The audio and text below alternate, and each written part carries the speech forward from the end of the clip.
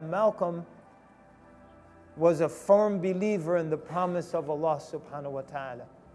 And because of that, he never wavered in his efforts to keep going. You know, we become so supersonic and highfalutin in our understanding of the religion that basic fundamental issues like salvation, basic fundamental issues like heaven and hell, associated with the unseen, the materialistic impulses of our society weigh so heavily on our soul. The akhirah becomes an intellectual construct and not something real that defines, motivates, and limits our actions. The promise of paradise and the threat of hell. Malcolm X believed in that. I sat with Betty Shabazz in the 96th Street Masjid in New York City and spoke to her.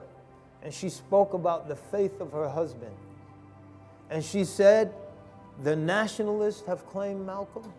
The socialists have claimed Malcolm. She says, it's time for you Muslims to claim Malcolm. Because he was a believer. He was a believer. You can see the change in his demeanor as his faith grew.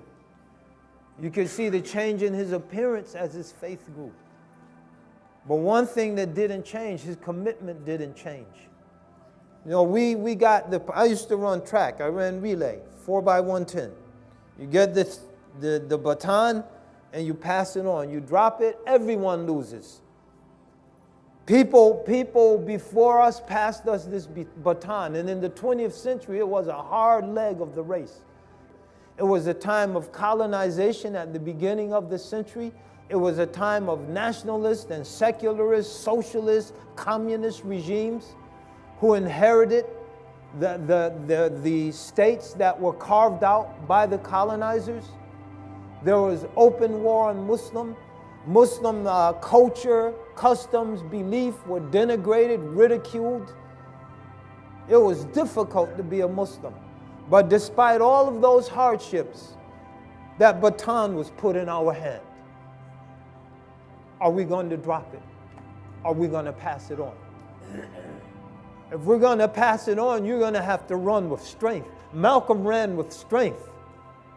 Malcolm ran with strength, and Malcolm was one of the people that passed us that baton. And he passed it on with his blood, not with his words, with his blood.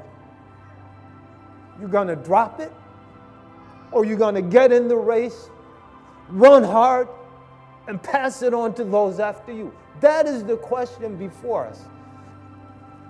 So Malcolm, through his struggle, through his effort, through his sacrifice, was a purified soul. And because he was a purified soul, he could follow the truth wherever it led him.